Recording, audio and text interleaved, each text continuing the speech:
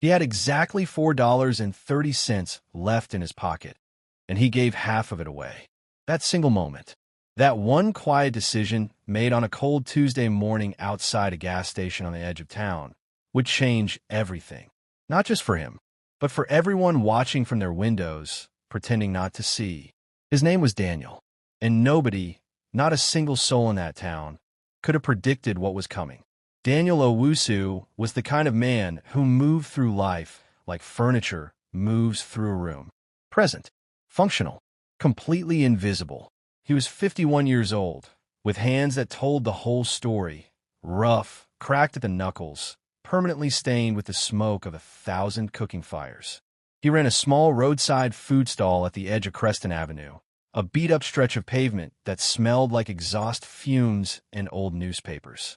Every morning at 5:30, he was there, a battered folding table, a blakanat board, a small gas burner that took 3 tries to light, and whatever he could afford to cook that day.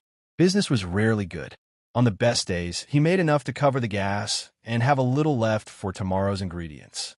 On the worst days, which came more often than not, he packed up his things in the afternoon and walked the 12 blocks home to his single-room apartment, ate whatever was left in the pot, and lay down on his mattress staring at the ceiling until sleep came. He had no wife. She had passed 6 years ago. Breast cancer. Fast and merciless. He had 2 children, a son in Atlanta and a daughter in Seattle, both of whom had lives that were full and busy and, somehow, never quite full or busy enough to include a phone call back to their father. He didn't blame them. Not really. He had not been the easiest man to love. Grief had made him quiet. And quiet men, he had learned, had a way of becoming invisible. So Daniel existed. He woke. He cooked. He sold when people bought. He walked home. He slept. And the next morning, he did it again. That was his life. Until the morning the girl appeared. It was a Wednesday in October, and the air had that sharp, metallic bite that comes just before the first real cold of the season. Daniel had arrived at his stall early, was stirring a pot of thick bean soup, when he noticed her standing about 20 feet away, just past the edge of the sidewalk near the mouth of a narrow alley. She was small, maybe 10 years old, maybe 11. It was hard to tell. She wore a gray sweater that was 2 sizes too large, hanging off one shoulder, and trousers that stopped at mid-calf. Her shoes, if you could call them that, were plastic sandals, cracked at the straps. Her hair was unwashed and pulled back roughly. She stood completely still, watching him. Daniel glanced at her. She didn't look away. He stirred his pot. He looked again. She was still there, just watching, not begging, not approaching, just watching with these large, dark, completely unreadable eyes. "You hungry?" he called out. She didn't answer. "I've got soup," he said. "It's warm." Still nothing. But she didn't leave either. Daniel shrugged, filled a small container, and set it on the edge of his table. "It's there if you want it," he said, and turned back to his cooking. When he looked again, 5 minutes later, the container was gone. And so was she. He thought nothing more of it. But she came back the next day. Same time, same spot, same unblinking stare. This time Daniel didn't wait. He just filled the container and set it out. She walked over, picked it up without a word, and retreated to the alley to eat. When she was done, she placed the empty container back on the edge of his table, neatly, carefully, and disappeared. That became the routine. Every single morning, without fail, the girl appeared at the same time, in the same spot, wearing some variation of the same worn-out clothes. Daniel fed her. She ate. She left. They rarely spoke more than a handful of words. And yet slowly, without either of them planning it, something began to grow between them. Something quiet and sturdy, like a plant that takes root in concrete. Before we dive deeper, let us know in the comments where you're watching from. We'd love to hear from you. And if you're new here, click that subscribe button right now so you never miss any of our upcoming videos. About 3 weeks in, it rained. Not a drizzle. A full, furious downpour that swept through Creston Avenue and sent every street vendor scrambling for cover. Daniel huddled under the narrow awning of the building behind him, watching his napkins blow away. He assumed she wouldn't come. Not in this. But she did. She appeared at the mouth of the alley, soaked through, her gray sweater plastered to her small frame, her sandals invisible under the sheet of water rushing across the pavement. "Get under here," Daniel said sharply, waving her over. She hesitated for just a moment. That was always her way, and then crossed the sidewalk and squeezed under the awning beside him. He handed her the container of food. She ate standing up, in the rain, with the calm of someone who had learned not to be bothered by discomfort. "Don't you have somewhere to go?" he asked. "When it rains like this?" She looked at him sideways. "Do you?" He blinked. It was the most she had ever said to him, and it landed with a weight he hadn't expected. Because the truth was, no, not really. His apartment was shelter, not home. He understood, in that moment, that they were more alike than he had assumed. "What's your name?" he asked. She was quiet for a beat. Then, "Ada. Where do you sleep, Ada?" Another pause. "Around." He wanted to press her. Something in him, the part that had been a father once a long time ago, wanted to take her by the hand and march her somewhere safe. But there was something in her eyes that stopped him. Not fear, not sadness, something else entirely. Something he couldn't quite name. "You should have proper shoes," he said finally. She looked down at her cracked sandals, then back up at him, and for the first time, just barely at the corner of her mouth, she almost smiled. The weeks turned into months. October became November.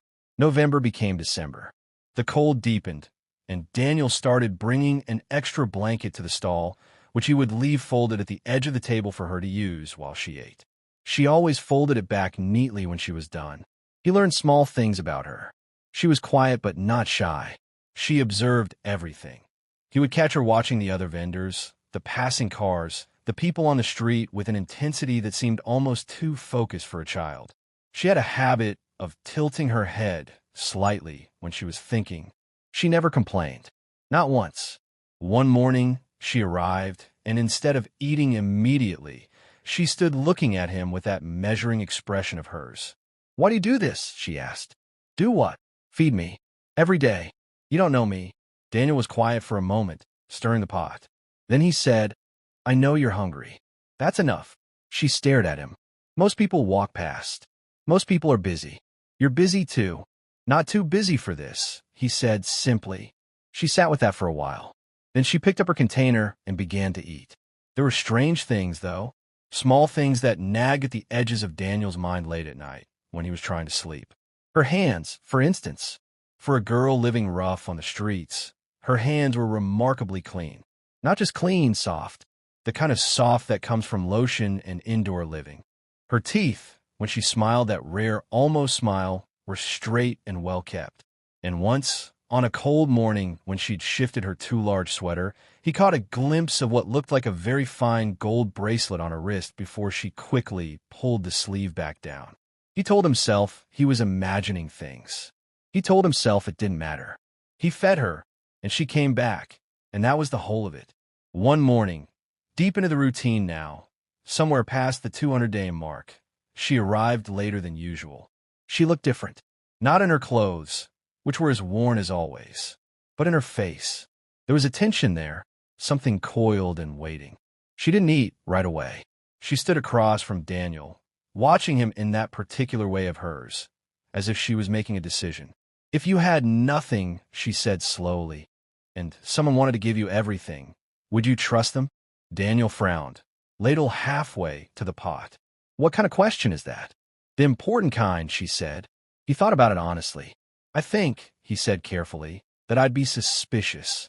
Because in my experience, when something seems too good to be true, it usually is," she finished. "Yes." She nodded.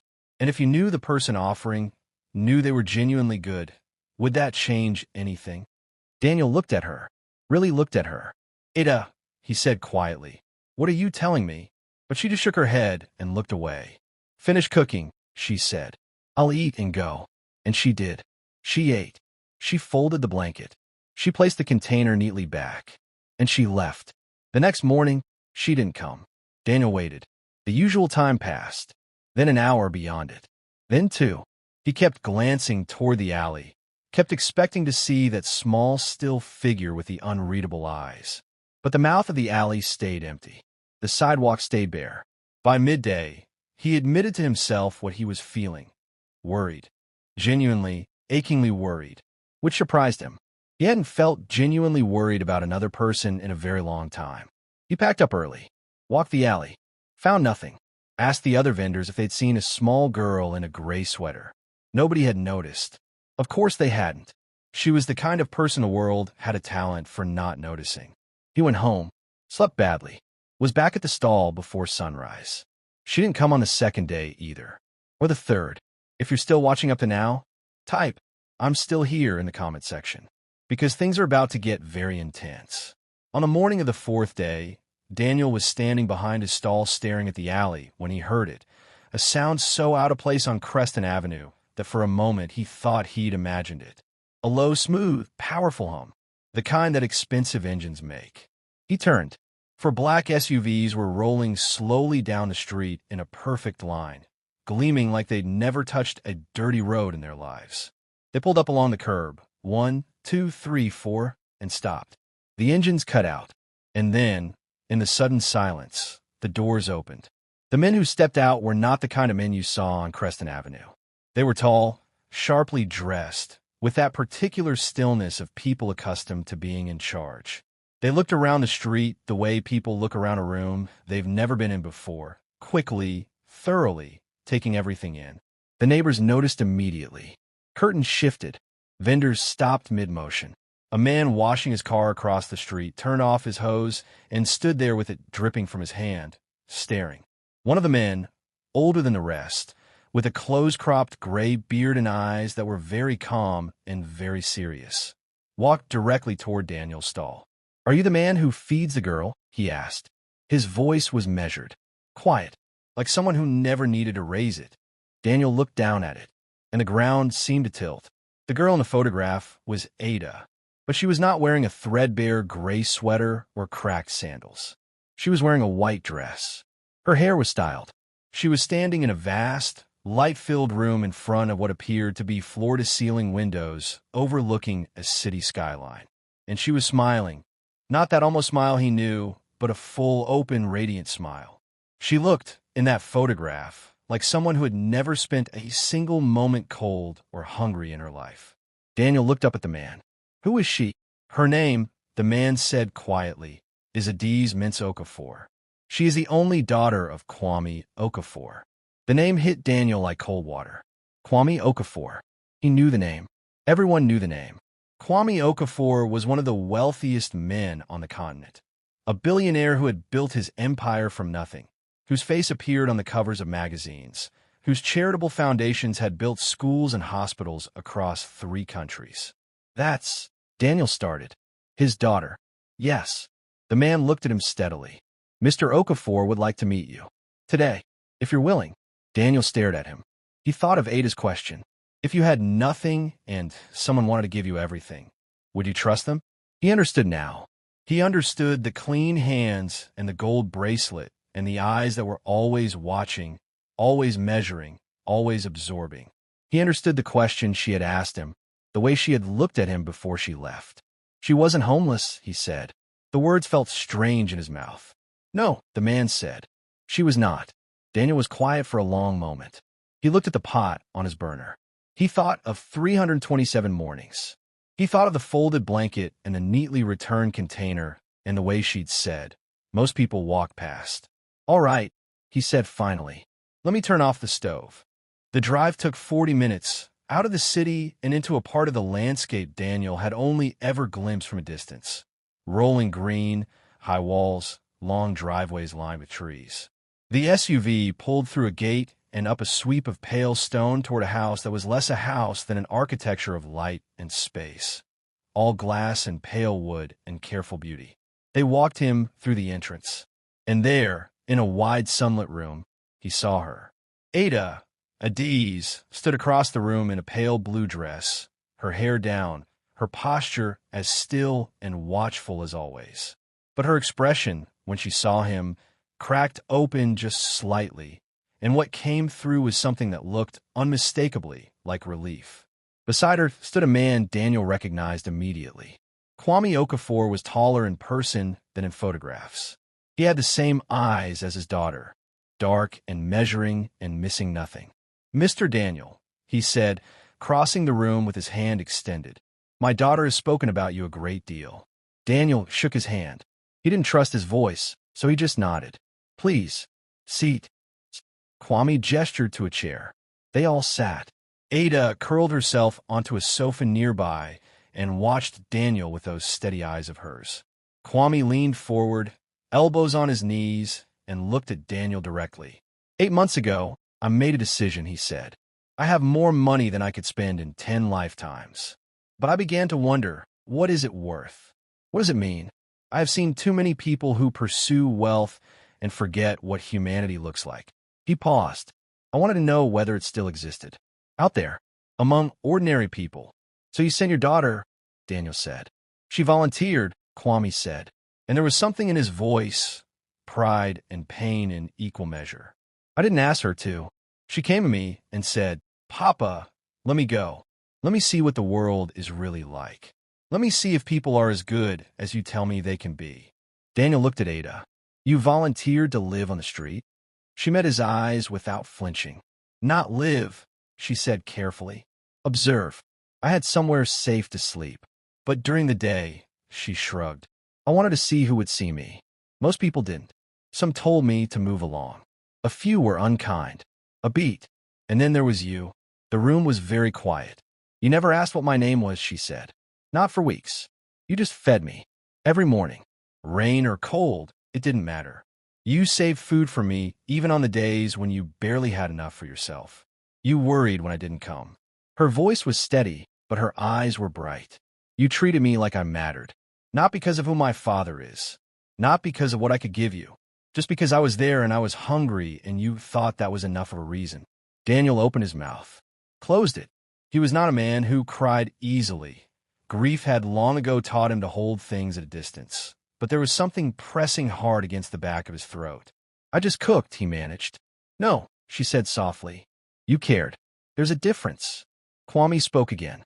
His voice was careful, deliberate. "Mr. Daniel, I am not a man who believes in charity without dignity.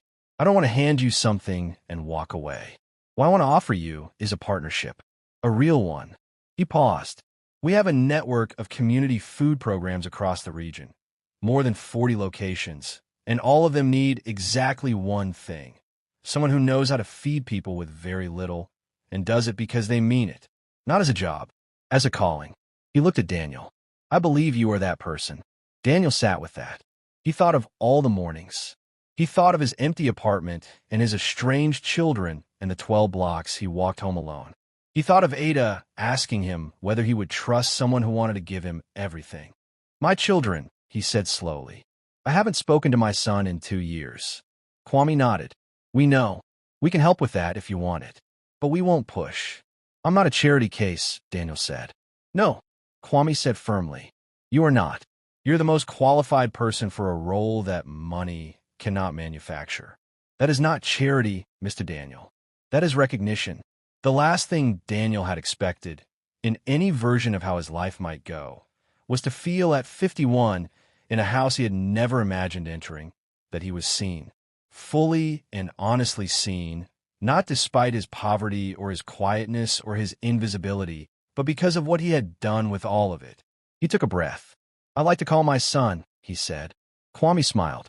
It was a real smile, the kind that reached everywhere. Of course. Ada was watching him from a sofa. When he looked at her, she gave him that look he recognized, the measuring, steady, seeing look. And then, finally, completely, she smiled. 3 months later, Daniel stood behind a food counter in the first of the community centers, stirring a pot that was significantly larger than the one on Creston Avenue. His son Marcus had flown in for the opening. They had talked, slowly, carefully, with all the awkwardness of two people who had let silence grow too long between them, and were, tentatively, finding their way back. There was a photograph on the counter. It was creased and slightly blurred, taken on someone's phone on a rainy morning on a sidewalk at the edge of city. In it, a man and a small girl stood together under a narrow awning, both looking out at the rain. Neither of them was looking at the camera. They didn't know anyone was watching. Adiz had sent it to him. On the back, in her careful handwriting, were 4 words. "You were always seen." Some people spend their whole lives waiting to be noticed by the world. Daniel had simply kept his head down and fed whoever was hungry. And somehow, in doing so, he had been found by everything he never thought to look for. Kindness doesn't need an audience. It never did. What would you have done in Daniel's place? Would you have kept feeding her day after day without asking questions? Drop your thoughts in the comments. We genuinely want to know. And if this story moves something in you, please hit the like button and share it with someone who needs to hear it today. Subscribe to our channel so you never miss a story like this. New ones every week for everyone who believes that being human still means something.